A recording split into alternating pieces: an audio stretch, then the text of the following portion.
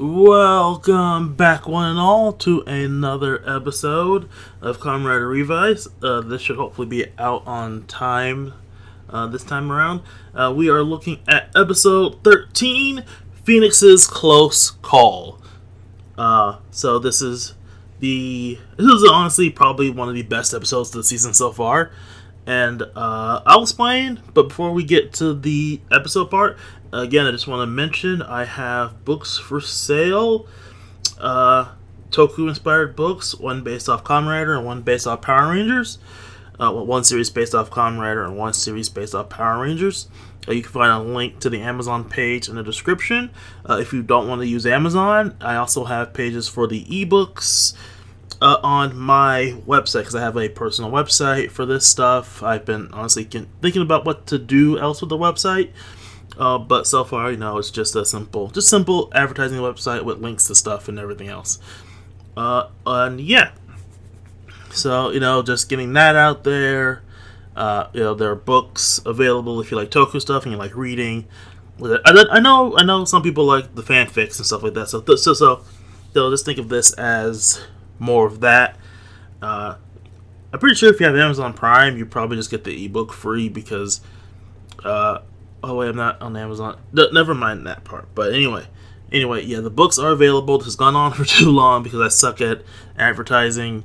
So let's get on to the episode. As I stated earlier, episode 13, Phenix's Close Call. Okay, so our episode starts off with all the Riders of Phenix gathered in one spot, basically Phenix HQ. So basically the Igarashi siblings are all happy that they're all riders now. And Hiromu was also there, and also Vice is just protecting himself on the phone. Nikki's just kind of wearing it around his neck, and I also think that's a pretty clever way to utilize the whole Vice phone thing. But sorry, allergies. Anyway, so they have to take away the Revice driver for now because they're working on an upgrade for it because it's time for the pre-Christmas Superform power-up.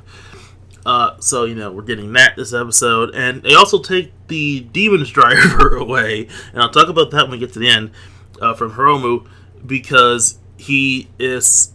They basically just say it's short leave, because Phenix HQ is now on the ground and recharging and refueling. So a lot of staff has shore leave. So this is basically a kind of forced shore leave for Hiromu and Ikki in a way. But obviously they still need Kamen Riders, so Daiji and Sakura are still on call as riders. And Ikki and Hiromi are kind of just bummed about it in the bathhouse. It's been a while since we've seen the bathhouse, in all honesty, because we haven't really been in it. Anyway, back with the Deadmen. That sounds fun to say. Back with the Deadmen, they're commenting on their sacrifices.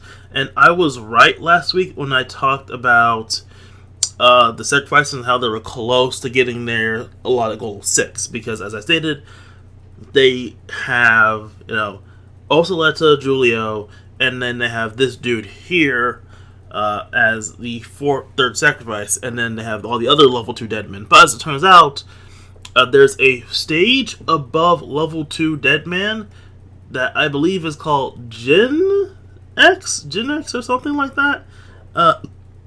But yeah, it's a stage above it, and this is essentially the stage that Osaleta and Julio are at. And so they have another ally, the Chameleon Deadman, who mentions that he is one step closer to becoming one of these Gen X's or whatever things. I know it starts with a G. I probably should go back and look at it, but yeah. So he's close to achieving ascension to become a proper sacrifice. And now they also have the Planera guy from last week or the previous 2 weeks.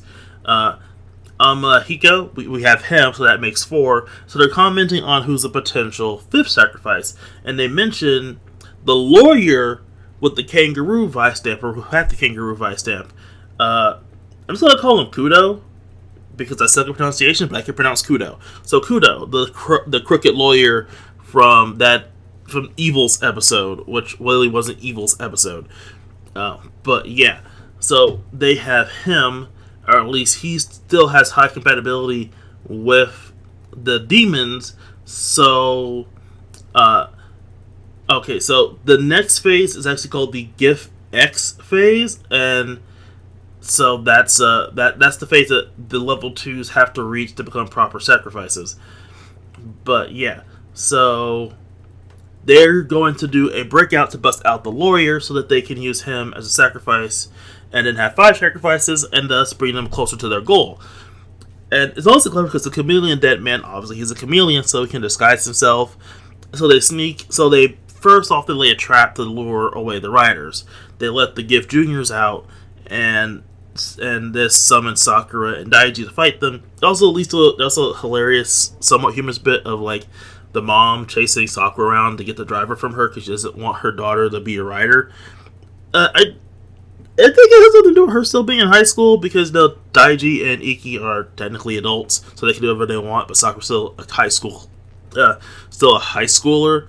But she just probably just wants one kid that's not a rider. But no, Sakura's determined to fight, and it drops the theme of the episode because the episode's theme is about trust. That is the theme of the episode. Trust between various people. We'll get into it later. But yeah.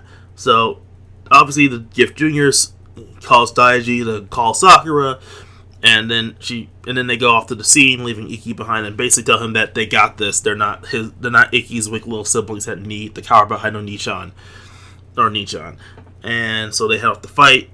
Daiji quickly realizes this is a fucking trap. I have to applaud Daiji for being smart. Like, wait, this doesn't feel right. This is a fucking trap.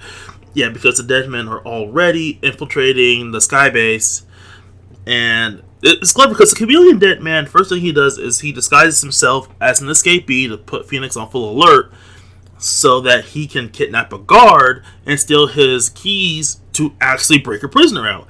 It's honestly pretty clever, and I really like it because it shows the villains are pretty smart. At the same time, Ocelotto and Julia are basically filling their role as boss fights and fighting on the main floor, while we also have the Gift Juniors invading the sky base to keep their regular rank and file occupied. So basically, everyone's occupied, and then Hiromi comes in, he gets Iki, they go to sky base, and at first, there's a moment where Iki and Daiji look at each other, but Iki decides to go on because, again, the episode's about trust, and Iki's trusting his siblings to take care of themselves in the fight. And Iki goes into Skybase to find George, who was working on calibrating the driver. And a scene that kind of reminds me of 01, because he is combining the power of the various Vice stamps that Iki has collected, the set of 10 Vice stamps, and combining them into a new device for Revice, or specifically for Revi. So Iki comes in, and I should mention he's having some issue with the T-Rex stamp for some reason, and Iki comes in to try to help him, or at least get him away, because obviously the freaking Deadmen are attacking, and obviously they're going to want to kill the head scientist, and so Iki's trying to protect him when the Chameleon and the Gift Juniors come in, and Iki gets the T-Rex Vice stamp and lets Vice out because he can't transform right now, so he can't use the use his driver, so he lets Vice out with the Vice stamp, like in episode 1, to basically at least get rid of the Chameleon for now, so that they can get George to safety, so they don't lose their tech guy. And we also have because now Iki trusts Vice, the T-Rex Vice stamp completes its thing and completes the process George was working on. So the new device is ready. The braid. It sounds like braid, but it's like BARID. Braid. It's weird. It's one of those weird things. The Braid Rex Vice stamp, or the Braid Rex genome. So we quickly head to the fight with Sakura and Daiji versus the two generals, and it's not going well because Osaleta hits Daiji and knocks him out. Or was it Julio? Yeah, I was right. It's Osaleta. He's the squid one. He hits Daiji and knocks him out, and this lets Kagero out, which that's interesting. So apparently Kagero can just come out whenever Daiji's unconscious or something. And Daiji's unconscious, so Kagero comes out, and then we have Evil back. And so it's like a 3-on-1 against Sakura. And in the middle of the fight, obviously Ikki comes in order to help Sakura. Oh, and Hiromu doesn't have his driver because, it's the debut of a new rider, or at least a new form. So Hiromu's going to be sidelined. Again, I'll talk about that later. But he's protecting Loveku, who he has admitted he finds adorable. Because, remember Sakura, Loveku basically comes out every time Sakura transforms, and it basically is super weak, it can't defend itself, and is basically a sitting duck and needs to be protected, or else I think Sakura will lose or be knocked out of her transformation. They haven't explained what will happen if someone hurts Loveku. But, yeah, Hiromu's protecting Loveku, and so, Ikki comes in, and him and Vice transform, and to Revice, Ikki uses the Braid Rex and transforms into the Braid Rex Revi, and Vice makes a joke about, hey, where's my power-up? And then George, being a spiteful dick, comments, you didn't like my design for the Fox form, so yours is on hold. I'm just like... Like, he gives a better reason at the end of the episode, but I like him being kind of a spiteful dick about just Vice not liking his designs. And so he's like, no power up for you. This is why you don't piss off your designers, people. Anyway. Vice decides to use some ingenuity and take pieces of the egg that is broken apart to form the Braid Rex form and form a shield. So he has at least some form of a power-up. At the meantime, George gives Sakura the Peacock Vice Stamp so that she can fight Evil because she needs to rider kick the fuck out of him to get Daiji to come back. So I'm assuming Kagero just acts like a standard level 2 Deadman, although without the whole evil monster form thing. Ikki fights Jocelyn and Julio. It's a pretty cool fight. Sakura beats Evil, and he turns back to Daiji, and they make a funny joke. And again, I can't comment on fight scenes because it's just the fight was good or the fight was bad. And most times in Kamen Rider, the fight's going to be really good, and this is no better. And this is no different. This is a really good fight. And then the episode ends after Ikki gives the rider kick to them, and they're beaten, but they're not taken out. I guess being a GIF X makes you immune to the whole being separated from the demon when you're rider kicked thing, because they just go back to their human form. But then Aguilera and the Planera guy, I forget his name again, reveal that they have successfully extracted Kudo and leave to go home. And so, now they have potentially 5 sacrifices because the Chameleon's still working his way up, and Planera needs to work his way up. He is not even at level 2 yet, and now they have to get Kudo to level 2. So they have potentially their 5 sacrifices. They just need 1 more so they can revive Gift-sama. And George also makes a comment about there being a traitor in Phenix, as well as the fact that he designed the Braid Rex to be a form that didn't need the power of a demon, in case in case Ikki and Vice didn't trust each other. But obviously he says it wasn't needed because they trust each other. And he reveals that there's a traitor in Phenix that's not Kagero possessed Daiji, and it's the Chameleon Deadman who takes the form of the commander. And since the next episode is about the commander, it's a pretty big hint that he might be the traitor for the Deadmen in Phenix, or he has been replaced by the Chameleon Deadman, one of the two. And yeah, that is the basic episode. Okay, so general thoughts. I loved this episode so much. I love it when the villains can win for losing, as basically everything outside of the core extraction was a distraction. Like targeting George, that was just a distraction because they needed to get Kudo and figured that if any backup would come, they try to defend George. And if they succeed in taking him out, well, then there goes the Phenix science guy, and thus no more Rider power-ups. Now, also led to Julio distracting the group. The whole Kagero thing was just a pretty good consequence of their actions to put Sakura on the back foot and further, gifts him aid. If the Chameleon Deadman really is the commander, taking care of demons and getting him out of the way also, works as part of their grander plan and limits the number of riders that could come to aid. Because, they have 6 riders if you count Revi and Vice as 2 separate riders. So, eliminating even one, technically, that's eliminated 3 riders out of their 5 that Phenix has. Again, clever. You took out the main powers, you took out the 2 main powers, and a pretty good strong guy, leaving the relative newbie and the dude who's experienced, but could easily be overwhelmed with just sheer force.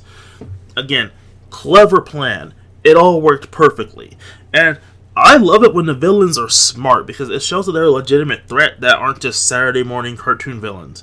And technically, they are, at least they're Sunday morning cartoon villains, but they are legitimate threats in the story, and that's what we need in a villain, no matter what story it is. We can't take a villain seriously if they're not a threat, because you're either Team Rocket from the Pokemon anime, in which you're not really a threat, or you're a threat every so often, but most of the time you're just comedic relief, or you're Madara, in which case you are a big-ass threat, and then there's everyone in between. I only use Madara as an example as a villain who, technically speaking, was never beaten by the heroes, so he's like a major threat to even the heroes because he was never beaten by them. And I'll talk about Naruto another time. I just brought him up as an example, and I brought up Team Rocket because Team Rocket's the joke villains that everyone knows the joke villains are like, because I don't think a lot of people remember Snide Whiplash from Wacky Races. If you do remember Snide Whiplash, you're cool. You're really cool. If you remember Wacky Races, you're also pretty cool. But anyway, yeah. So, again, this was a cool plan, multifaceted plan. Everything worked out for them, and they managed to get what they wanted, which was Kudo. So now they have potentially 5 sacrifices.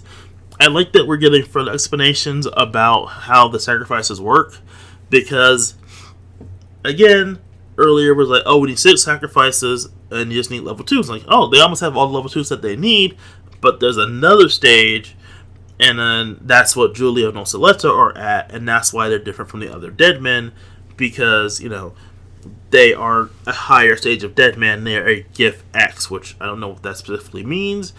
It appears that you need a passage of time to become a GIF X, and basically what they've been doing for the most part of the series, are scouting out people with Revice stamps to see who potentially has a high sync rate to become a GIF X, and then afterwards a proper sacrifice for GIF Sama. So again, cool. They have a cool plan. Everything's working out on their end so far, and I like competent villains, because this is showing that they're competent because they basically have everything they wanted. They've used the writers to help them find perfect candidates to become GIF X's as their cult continues to spread. Next up, the Kagero thing felt a bit weird. I didn't hate it because it was good to see the evil suit again, but it felt weird for him to just randomly come back when Daiji got knocked out. Like, is it going to be a thing where if Daiji gets knocked out, Kagero's going to come back? And that would both be intriguing / weird, because I don't know how exactly that would work. Because when you fight the really big bad, and everyone gets the traditional, he knocked out everyone to show how much of a badass he is. Does that mean Kagero's going to come out and immediately side with that guy because he's also an evil prick? I like Sakura stepping up. I like the again, this episode had the theme of trust. It was mentioned by the parents when Sakura and Daiji left that it's harder to trust than to worry. And so this episode's theme of trust. Ikki trusting Daiji and Sakura to take care of themselves in the fight, and then later Ikki trusting Vice to continue to work to his end of the bargain, even when let out with a Vice stamp. This still doesn't work because Vice has noticed the whole picture thing where Ikki's disappearing out of pictures. So Vice still isn't 100% trustworthy, but he's trustworthy enough to Ikki that he'll fight even without being forced to with the driver, because he'll fight no matter what, and he'll fight to protect Ikki, especially because if Ikki dies, he dies. But he doesn't tell Ikki about you're vanishing out of photographs. Have you not noticed that? So Vice is like 80% trustworthy, and forgive that is a message. Don't worry about that. Anyway, again, good episode. I liked everything. The fights were cool. I find Braid Rex interesting because in Saber we had Draconic Knight, which was a form. Obviously, Rick is stored of fire, so Draconic Knight boosted the firepower of base Saber, who's the fire swordsman. So we have a fire form, and Braid Rex uses a lot of ice, as part of its attack set. And it's like, so we've gone from a form that's a lot of fire to a form that's a lot of ice, and technically speaking, Shining Hopper was only like enhanced speed / light, but you can also see that as electricity. So, we've had an interesting trilogy of super forms that I would love to see Rider kick all at once. Also, the Braid Rex can also seem to summon remixes together, like the remixes that Revi and Vice have used previously, and bigger forms to help out in fights. Because he summons a bigger version of the Brachio remix to help in the fight, and it's an interesting power. Considering it seems to be very CGI heavy, I wonder how often this is going to be used. I just hope that it's used more than Oma Zio's. I forgot what Grand Zio. I hope it's used more than Grand Zio's time pause ability with his summon riders that's never used outside of the debut episode. Am I still bitter? Find out when I talk about Zio. That's going to be a long video, trust me. And I'm not doing the whole series at once. I'm just doing the main show. Movies and other stuff, things are going to be done separate episodes of Dark Library. So, yeah, that is this week's episode of Revice 13. It was really good. Episode 14 seems to be the big confrontation for when we end this section of the story, and before the Christmas, the Darkest Times episodes. Because, around Christmas, shit goes down in Riderdom. And so, with that said, I will see all of you guys next time. Till then, everybody.